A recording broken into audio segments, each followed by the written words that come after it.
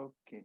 तो अ, मेरा नाम निश्चय नागौरी है। मैं जोधपुर से हूँ, राजस्थान से। और मैं प्रोफेशनली एक मेडिकल स्टूडेंट हूँ। अभी मेरा एमबीबीएस कंप्लीट हुआ है। एंड ये मेरा टॉपिक है। मतलब मुझे वेदों के अंदर बहुत बचपन से ही बहुत ज़्यादा इंटरेस्ट था, और काफ़ी मैंने बचपन से इसके बारे में पढ़ाई की है ऐसे ही।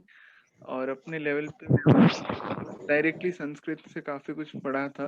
तो जब इतना टाइम हो तो सोचा कि अब कुछ ना कुछ बताया जाए इसके बारे में सबको। तो उसी संकल्प के साथ में मैंने ये सीरीज स्टार्ट की थी। तो आज हम पहली सीरीज के अंदर हैं, है ना। सो आज पहला सेशन है इसका। आज का टॉपिक जो है हमारा, उसके अंदर हम क्या देखेंगे कि वेद आए कहाँ से। ठीक है, वेद क्या है, कहाँ से आए हैं, कहाँ से उन्हें ढूंढा गया है, और वेदों का जो प्राइमरी डिवीजन है वो क्या है। तो आज छोटा सेशन है हमारा।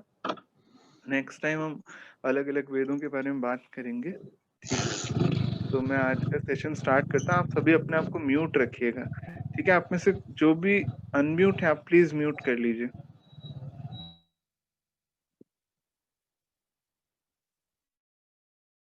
ओके।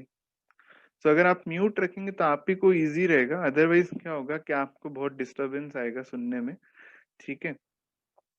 सो आज का जो टॉपिक है हो सकता है आपको थोड़ा नया लगे। ठीक है, बिकॉज थोड़ा अनकन्वेंशनल है। आपको ये सारी चीजों के बारे में जो मैं बता रहा हूँ पहली बार आप सुनेंगे, शायद आपको ज्यादा नहीं पता होगा। तो आपको कोई भी ऐसा लोड लेने का जरूरत नहीं है। आप बस बने रहिएगा। अगर आपको थोड़ा आइडिया भी मिल जाए ना तो बहुत है। हमें इतना डिटेल में नहीं जानना है सब कुछ। हम एक आइडिया लेने के लिए आए हैं वैदिक विजडम का, कि किस डेप्थ ऑफ नॉलेज से ये सब कुछ आया है, क्या है उनके पीछे का बैकग्राउंड। तो हम आज आइडिया लेंगे। ओके।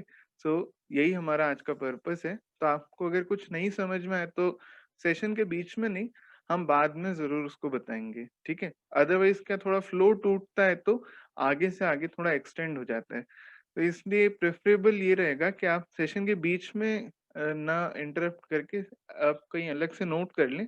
मैं सेशन के एंड में आपके सारे क्वेश्चंस का आंसर दे दूंगा। ठीक है। अगर कोई बीच में इशू हो रहा हो, कोई वॉइस का इशू हो, या फिर कोई आपको आवाज नहीं आ रही है या नेटवर्क का कोई प्रॉब्लम हो, तो आप मुझे उस टाइम पे जरूर बता सकते हैं। मैं थोड़ा रुक जाऊंगा। हाँ, लेकिन जैसे कोई क्वेश्चन है वो हम बाद में देख लेंगे, कोई डाउट है वो हम बाद में देख लेंगे। ठीक है। तो अब हम स्टार्ट करते हैं वैदिक विजडम सीरीज को। आप सबको स्क्रीन दिख रहा होगा। Okay. Hmm. So the vision of Vedas जो हमारा आज का टॉपिक है, एंशिएंट विजडम सीरीज जो ग्रुप है हमारा, जिसने ये सारा डिजाइन किया है। ठीक है। एंड अच्छा, आप में से जो भी अनम्यूट है प्लीज म्यूट कर लीजिए। अनम्यूट रहेगा ना।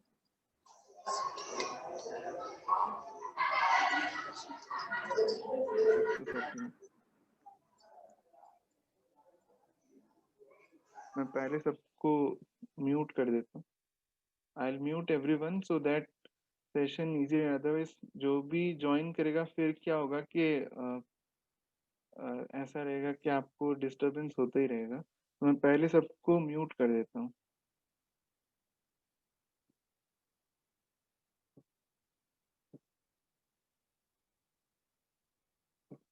ओके। या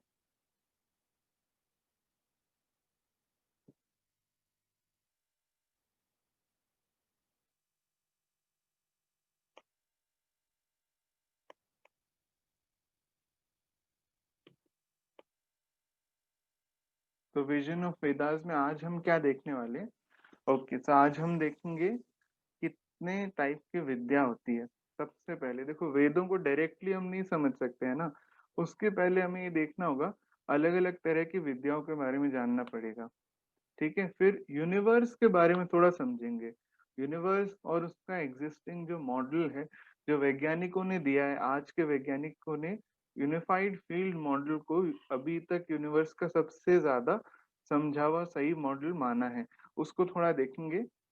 फिर वेदों के बारे में थोड़ा बहुत जानेंगे, वैदिक ट्रेडिशन के बारे में थोड़ा जानेंगे, फिर उसमें क्या प्रॉब्लम रही थी, बहुत बड़ी फ्लॉ या प्रॉब्लम थी उसको जानेंगे, फिर उसका कैसे रेक्टिफिकेशन किया गया, उस प्रॉब्लम को सॉल्व किया जिस व्यक्ति ने, कृष्ण द्वैपायन नाम था, उनके बारे में थोड़ा सा जानेंगे, वेद व्यास जी के बारे में जानेंगे जिनको वेदों का कंपाइलर कहा जाता है, और फिर वैदिक ट्रेडिशन का जो क्लासिफिकेशन है उसके बारे में हम थोड़ा जानेंगे। तो आज हम इन 6-7 चीजों के बारे में बात करने वाले हैं, ठीक है। और तब हम स्टार्ट करते हैं विद्या के टाइप्स के बारे में, कितने तरह की विद्या होती है। तो विद्या क्या है? अ मेथड टू नो और टू डू समथिंग, यानी कि अ, कुछ भी जानने का जो तरीका है उसको हम विद्या कहते हैं, ठीक है। तो दो तरह की विद्या होती है, एक तो होती है पराविद्या और दूसरी होती है अपराविद्या। तो पराविद्या के अंदर क्या आता है, अपराविद्या में क्या आता है, इसको हम देखते हैं। जो हम 5 सेंसेस से प्राप्त करते हैं, ठीक है, उसको हम अपरा विद्या कहते हैं। तो ये क्या है, जैसे कि हर चीज जो आप अभी सुन रहे हैं मेरे को, ये अपरा विद्या का पार्ट है। आपने बचपन से अभी तक जो जो भी क्लासेस ली हैं, जो जो भी आपने पढ़ा है, वो सब कुछ अपरा विद्या के अंदर आता है। देख कर, सुनकर, सूंघकर, टच करके जो जो भी हमें नॉलेज मिलता है वो सब अपरा विद्या है ना। यानी कि ये सेशन जो अभी चल रहा है ये भी अपरा विद्या का पार्ट है।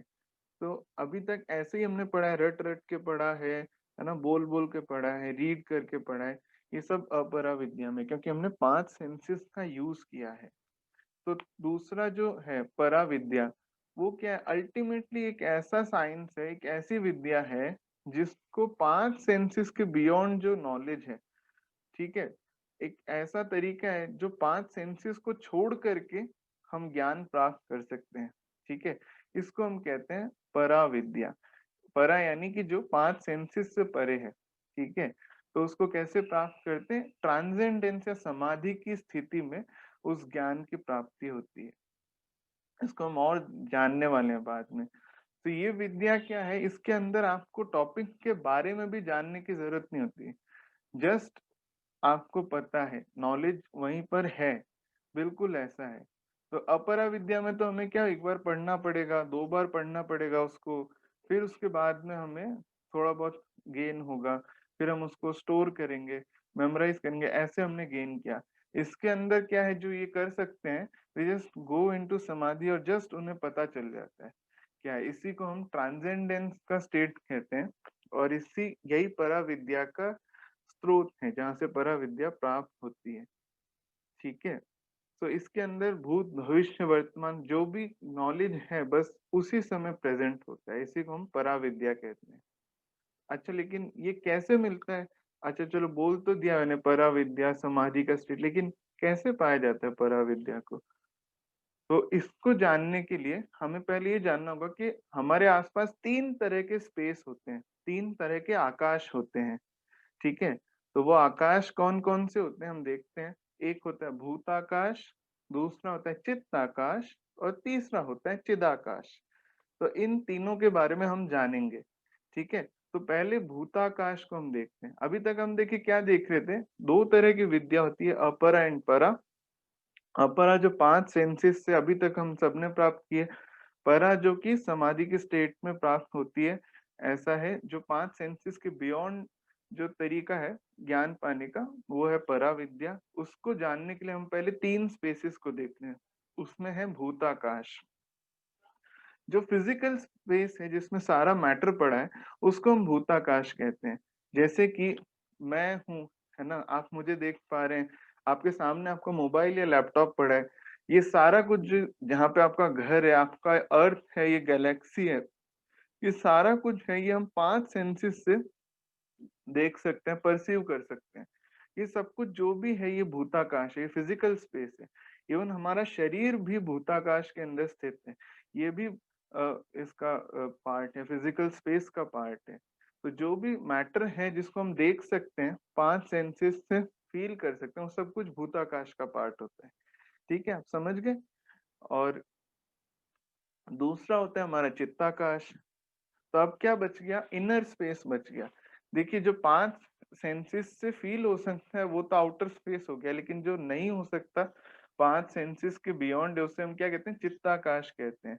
तो इसमें क्या आता है, हमारे विचार, हमारी भावनाएं, हमारी जो यादें हैं, हमारे संकल्प हैं, इच्छाएं हैं, थॉट्स हैं, ड्रीम्स हैं, ये सब कुछ भी तो कहीं ना कहीं होती है ना। ये कहाँ होती है, इनर स्पेस के अंदर होती है। इसको भी हम सभी लोग फील करते हैं, ठीक है, हम सभी ने इसको अनुभव किया है। तो हमारी इच्छाएं, इमोशंस, मेमोरीज, संकल्प, ये सब जहाँ होते हैं इसको हम चित्ताकाश कहते हैं, ठीक है।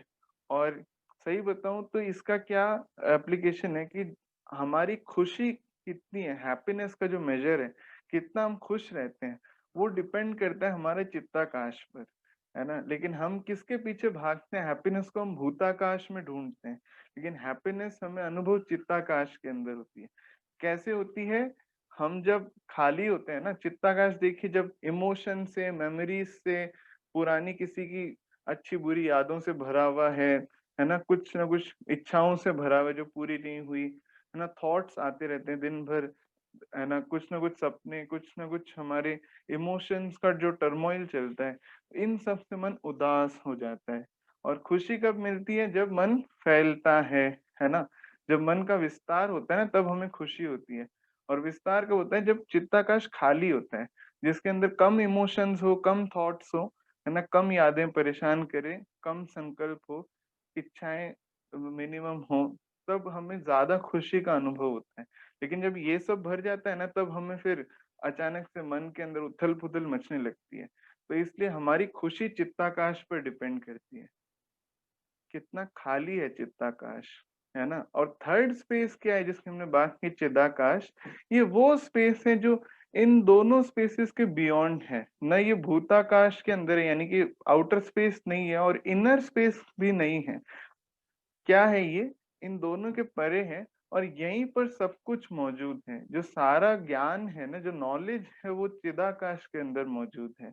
इसको अगर टैप करना सीख लिया तो वेदों का ज्ञान मिल गया। सारा जो नॉलेज है वो यहीं पर मौजूद है।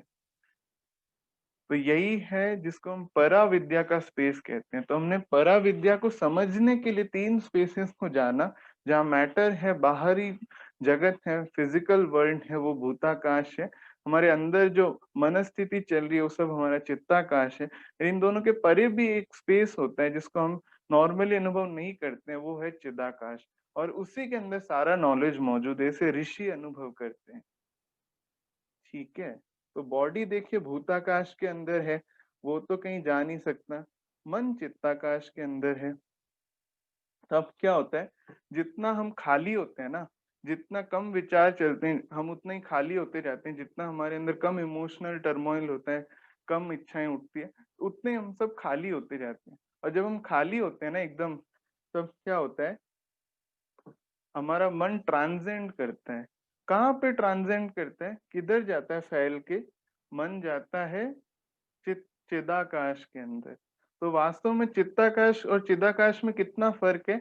जैसे कि आकाश तो सब जगह है, लेकिन जब धूल भर जाती है ना, यानी कि आंधी चलती है, तो आंधी की वजह से 2 तरह के स्पेस दिखते हैं। जिसमें आंधी चल रही है वो चित्ताकाश है, और जो आंधी के बियॉन्ड दिख रहा है वो चिदाकाश है। लेकिन जैसे ही आंधी बंद होती है तो चिदाकाश ही मौजूद होता है, जिसमें सब कुछ प्रेजेंट है ना।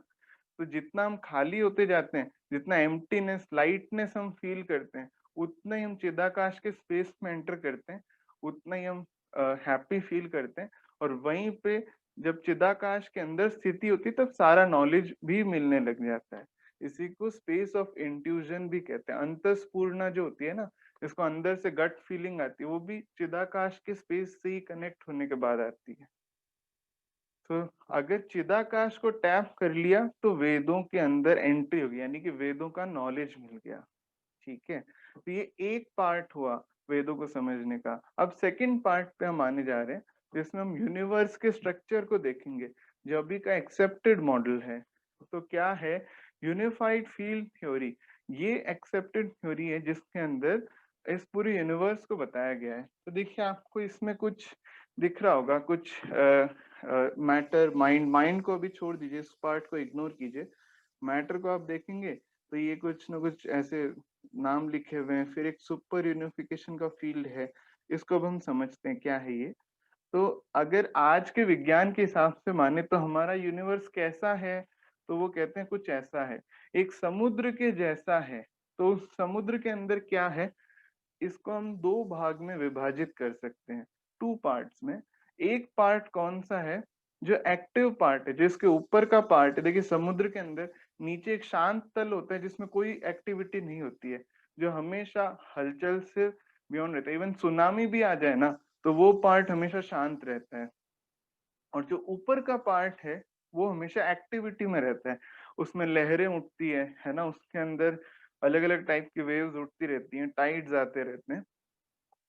उसको हम एक्टिव फील्ड कहते हैं, वो है हमारा फील्ड ऑफ एक्टिविटी। ठीक है, जहाँ पे सारे फोर्सेस हैं। और दूसरा एक है फील्ड ऑफ यूनिफिकेशन।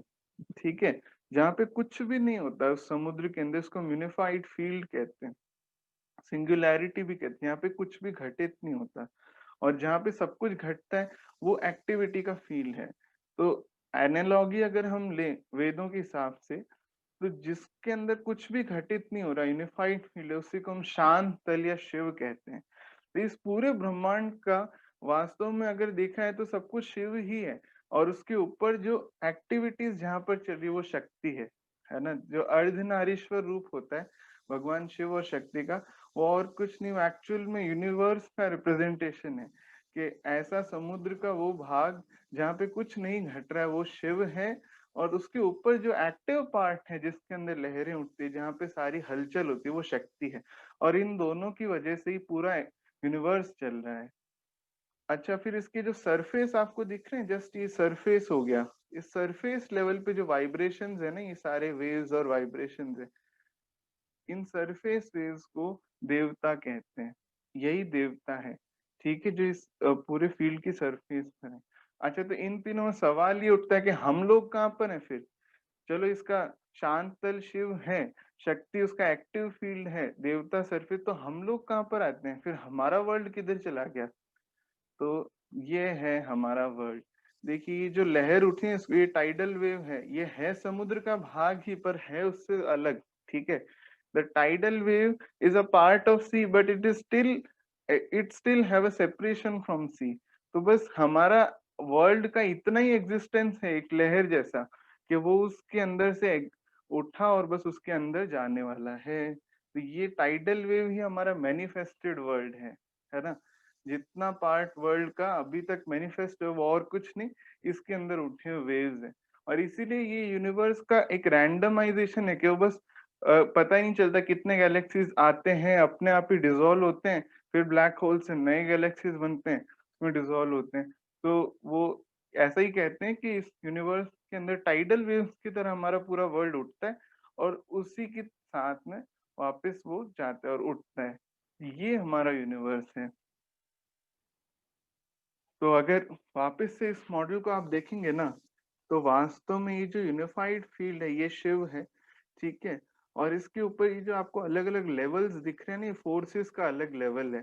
तो इससे दूर ये हमारा एग्जिस्टेंस है। तो जितना हम लहर के अंदर ऊपर की तरफ है ना, हम उतना ही ग्रॉस है, और जितना नीचे इस समुद्र की तरफ है उतना ही सूक्ष्म के अंदर है, सटल के अंदर है। ठीक है, तो ये देखिए यूनिफाइड फील्ड जो है वो क्या है, एक्चुअल में वो इस यूनिवर्स का वो शांत भाग है, वो बेस है जिसके ऊपर सारी एक्टिविटी चल रही है। ठीक है, और एक्टिविटी एक पैटर्न में चल रही है। It is random also and it is somewhere in a fixed pattern also. तो देखिए जितने भी हमारे अब देखिए हम अलग अलग लेवल्स की बात करते हैं, तो इसमें जो लेवल 5 दिख रहा है ना, इस पे सारे ग्रॉस चीजें आती है।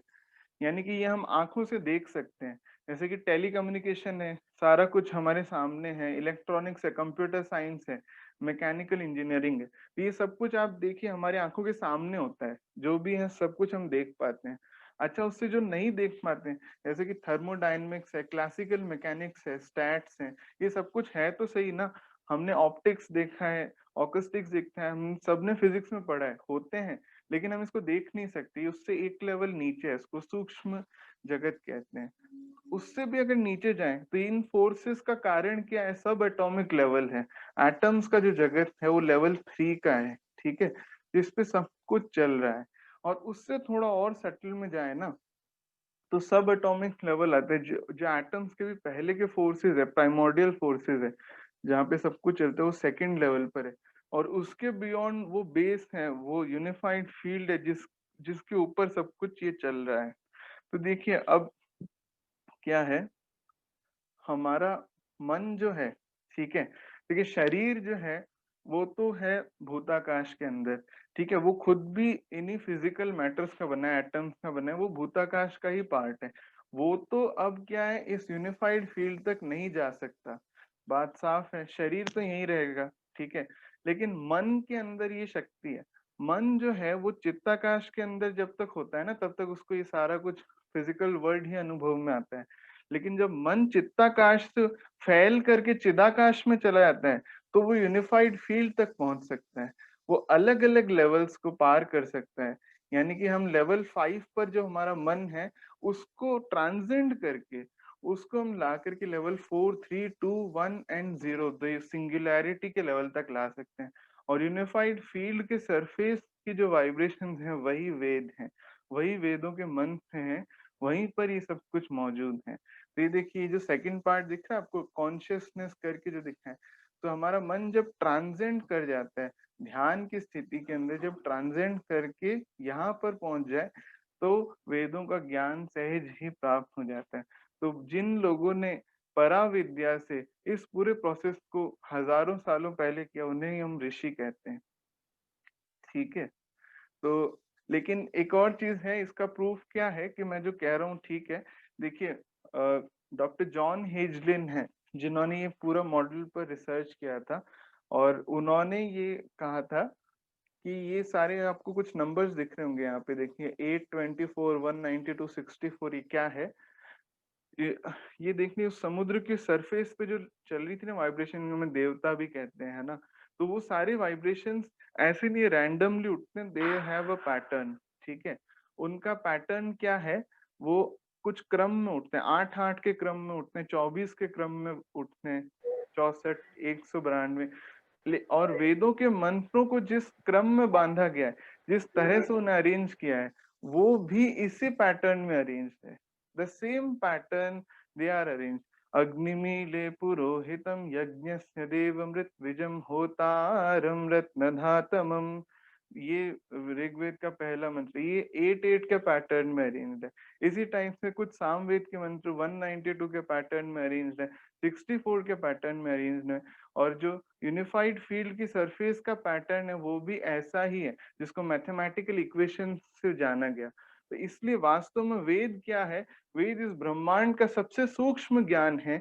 यानी कि इस ब्रह्मांड का जो स्रोत है, जो सोर्स है, उसके सरफेस पे जो एक्टिविटी चल रही है, उसका नॉलेज ही वेद है, ठीक है। भैया एक चीज सिर्फ, हाँ ये बोल। पैटर्न क्या मतलब है, ये क्या है, पैटर्न क्या है? पैटर्न मतलब क्या होता है, अगर आपने जैसे साइंस में आपने मैथ्स या फिर फिजिक्स पढ़ा हो, तो ये थोड़ा क्या टेक्निकल चीज हो जाती है। पैटर्न एक्चुअली क्या है, आप ऐसा समझ लीजिए, जो एनर्जी होती है ना, हम्म। वाइब्रेशन या वेव होती है, उसको हम है ना कुछ पार्ट्स में डिवाइड कर सकते हैं, सिंपली बताऊं तो, ठीक है। अच्छा। तो कितने पार्ट्स में डिवाइड होते हैं, वो उसका पैटर्न हो गया, ठीक है।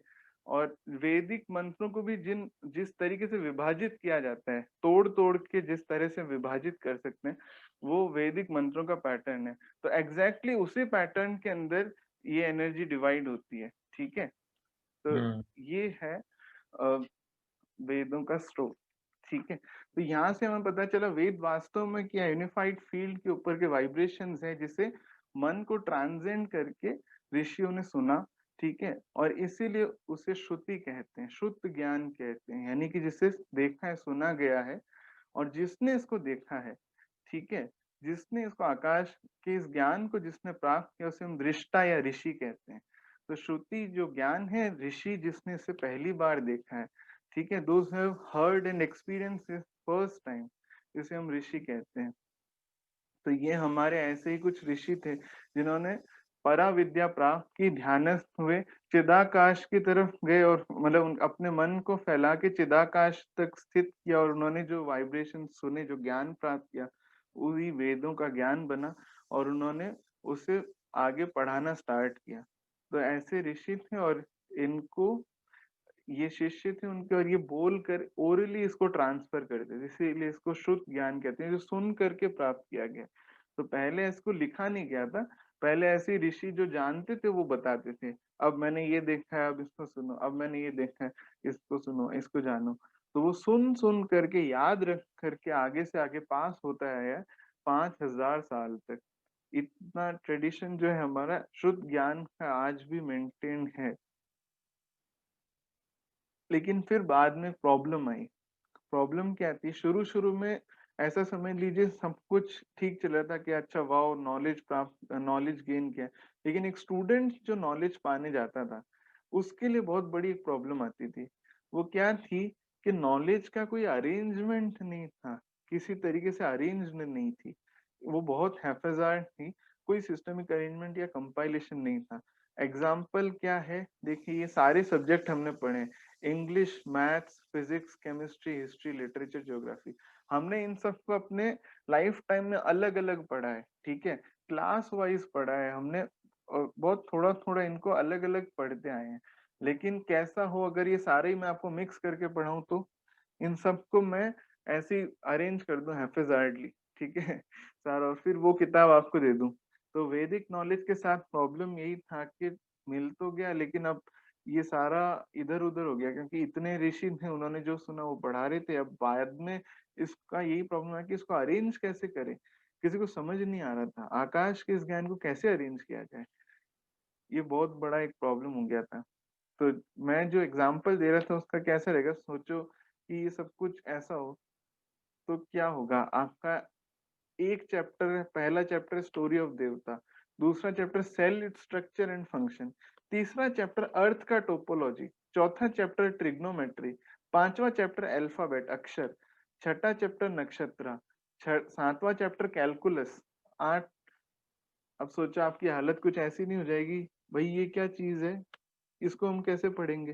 तो एग्जैक्टली स्टूडेंट्स की हालत नहीं होती थी, उनकी शिक्षा पूरी ही नहीं होती थी।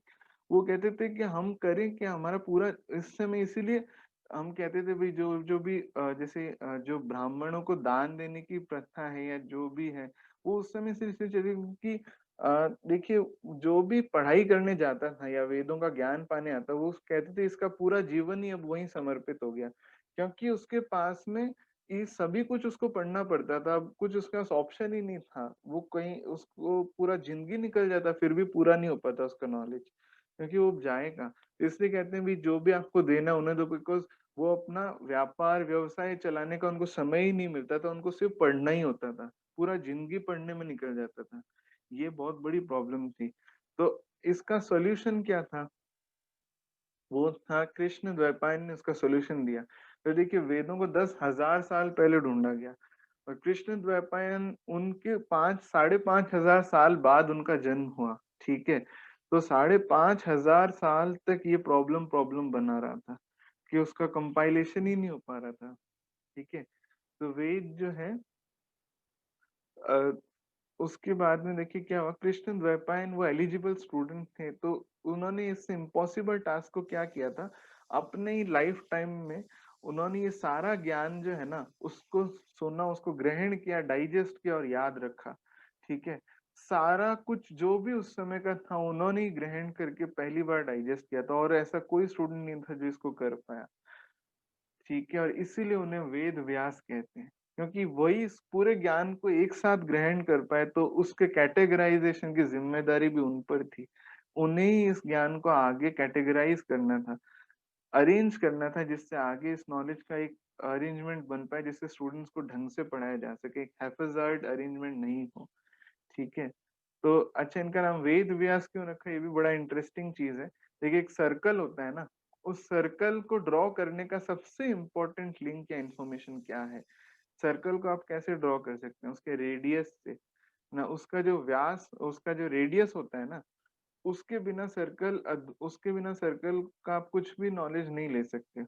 सर्कल को बनाने के लिए रेडियस चाहिए, सर्कल का एरिया जानने के लिए रेडियस चाहिए, सर्कल का परिधि या सरकमफरेंस नापने के लिए रेडियस चाहिए, सब कुछ जानने के लिए हमें रेडियस चाहिए, ठीक है।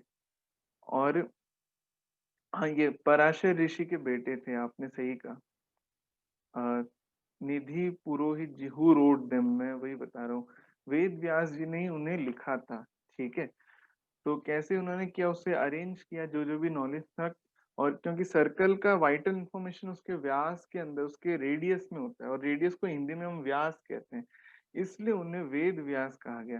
यानी उनके बिना वेदों का कंपाइलेशन इम्पॉसिबल है। The one who has complete knowledge of Veda was Ved Vyas. Because इसीलिए व्यास ऋषि को सबसे ऊंचा स्तर कहा जाता है, क्योंकि उनके सिवा ऐसा कोई नहीं था जिन्होंने वेदों का कंप्लीट नॉलेज कभी गेन किया हो, ठीक है। व्यास मीन्स एरिया, नो, व्यास मीन्स जितना मेरा नॉलेज है, व्यास का मतलब होता है रेडियस, ठीक है। तो रेडियस की वजह से सर्कल का एरिया पता चल सकता है। सर्कल का एरिया क्या होता है, पाई आर स्क्वायर। सर्कल का सरकमफ्रेंस होता है 2 पाई आर, है ना। तो सर्कल का जो भी फॉर्मूला उसमें रेडियस आता है, रेडियस के बिना सर्कल का नॉलेज ही नहीं है। इसलिए वैदिक मंडल या वैदिक सर्कल का नॉलेज जिसको है उसे हम वेद व्यास कहते हैं। अच्छा, फिर आगे क्या हुआ, ये हमारे वेद व्यास थे, इन्होंने इस प्रकार से वेदों को डिवाइड करना स्टार्ट किया, ठीक है। उन्होंने लिखा नहीं था, उन्होंने उसको कैटेगराइज किया था, कंपाइल किया था, ठीक है। और उन्होंने 4 वेदों में उस पूरे डिवीजन को बांटा, ऋग्वेद, यजुर्वेद, सामवेद एंड अथर्ववेद। और उन्होंने पहली बार इसको रिटन डॉक्यूमेंट्री स्टार्ट की थी। उसके पहले ओरल था, उसके बाद वेद व्यास ने उन्हें लिखवाना स्टार्ट किया। वो बोलते थे और उनके स्टूडेंट्स लिखते थे। और इस प्रकार से पूरा वैदिक लिटरेचर को उन्होंने एक कैटेगराइजेशन में बांट दिया, जो आज हम सब पढ़ते आ रहे हैं। इनके बिना वो पॉसिबल नहीं था। तो उन्होंने वैदिक वाङ्मय को 4 भागों में बांटा, ऋग्वेद, यजुर्वेद, सामवेद और अथर्ववेद, ठीक है। तो वैदिक टेक्स्ट को उन्होंने 4 भाग में क्लासिफाई किया, ठीक है। संहिता, ब्राह्मण, आरण्यक और उपनिषद। तो इन चारों में देखिए क्या क्या होता है। संहिता का मतलब जो प्योर सुना गया मंत्र है ना, उसको हम संहिता कहते हैं। संहिता के अंदर डायरेक्टली जो मंत्र सुना है, बस वो संहिता का ज्ञान हो गया, जिसके अंदर कोई भी दिमाग नहीं लगाया, बस जैसा उसको आकाश से सुना वैसे ही डाउनलोड कर लिया। उसका मतलब क्या होता है, व्हाट डज इट मीन, ठीक है। उसका यूज क्या है उन मंत्रों का, वो सब कुछ जहाँ बात की गई वो ब्राह्मण टेक्स्ट के अंदर बात की गई है। आरण्यक के अंदर क्या एनर्जी के ऊपर बात की गई है, कि जो हम चीजें बाहर देखते हैं वो हमारे बॉडी से कैसे रिलेटेड है। मतलब ये भी वेदों का एक बहुत बड़ा पार्ट है आरण्यक। यानी जो ग्रॉस है उसका सटल रिप्रेजेंटेशन क्या है, ठीक है, वो आरण्यक के अंदर आता है। And Upanishads are the concluding chapters of Veda, ठीक है। तो ये चारों वेदों के यही 4 डिवीजन होते हैं, संहिता, ब्राह्मण, आरण्यक एंड उपनिषद। संहिता जो बच्चे होते हैं ना छोटे, जिनको वैदिक नॉलेज प्राप्त करने के लिए भेजा जाता है, वो पहले संहिता पाठ ही करते हैं। संहिता मतलब मंत्र वो रटते रहते हैं। फिर वो जब बड़े होते हैं 12 साल के, फिर उन्हें ब्राह्मण ग्रंथ दिए जाते हैं, यानी उन्हें उनके मतलब उनके यूज सिखाए जाते हैं, ठीक है, उनके बारे में बताया जाता है। फिर उसके बाद में जब वो अपना पूरा लाइफ टाइम ब्राह्मण ग्रंथों को पढ़ने के बाद में अब उन्हें चाहिए होता है कि वो एनर्जी को समझ पाए, उसका सारा नॉलेज आरण्यक के अंदर है, ठीक है। और आरण्यक के बाद में जब सन्यास ग्रहण करता है कोई, तब उसको सिर्फ कुछ कॉन्क्लूजन्स की जरूरत है। जो कॉन्क्लूडिंग चैप्टर्स है हर वेदों के अंदर, वो उपनिषदों के अंदर दिए। तो कितना ब्यूटीफुल अरेंजमेंट है, मतलब इन चारों का अरेंजमेंट, वेदों का arrangement, this is very scientific and beautiful that which was compiled by Ved Vyas. And next session हम ऋग्वेद पे जब लेंगे तब हम देखेंगे ऋग्वेद है क्या, क्या उसका मतलब है, उसके अंदर क्या क्या है, और वो क्या किस चीज को रिप्रेजेंट करता है, ठीक है। तो ट्रांसेंडेंटल मेडिटेशन या सहज समाधि भी कहते हैं इसको। तो वास्तव में वैदिक ज्ञान किस तरह से प्राप्त किया गया था ऋषियों ने, तो इसी तरह से प्राप्त किया था। जो आज आप सब जिन जिन ने सहज किया है ना, वही माध्यम था उस समय वेदों के ज्ञान को प्राप्त करने का, ठीक है। तो आज हम स्ट्रेस निकालने के लिए सहज करते हैं, उस समय लोग वास्तव में नॉलेज पाने के लिए सहज करते थे। तो उनका क्या काम होता था, वो डेली सहज के अंदर जाते हैं, बिकॉज वो ऑलरेडी खाली होते थे, ठीक है। इसीलिए सहज मंत्र उसको पहले देते जो पहले ही खाली हो, ताकि वो हायर स्टेट्स को प्राप्त हो सके, जो जान सके इस पूरे वर्ल्ड का जो भी नॉलेज उसे मिल सके। लेकिन आजकल अब हमें किस चीज़ की ज़रूरत पड़ती है? स्ट्रेस निकालने के लिए, ठीक है? तो देखिए जैसे मैंने पहले बताया बॉडी तो भूताकाश में यहीं रहेगा, ठीक है?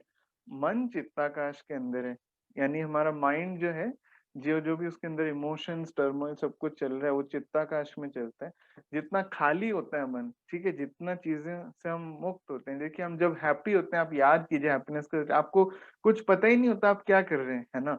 You are totally blank, empty, that is the state जब आप लाइट होते हैं। तो चित्ताकाश जब हल्का होता है ना, या हैप्पीनेस हमारा बढ़ता जाता है और मन अपने आप ही ट्रांसेंड करता है और ट्रांसेंड करता है जितना खाली होगा, और वो चिदाकाश में जाता है जहाँ सारा नॉलेज मौजूद है, ठीक है? तो ये वास्तव में था वेदों का नॉलेज जिस तरीके से पाया गया था, आज हमने देखा कैसे उससे देख मिला था। इस पूरे प्रेजेंटेशन के अंदर हमने आज बात की थी that how it was found, how it was compiled. Was it interesting? आप सबको कुछ नया जानने को मिला? थोड़ा फास्ट तो नहीं था?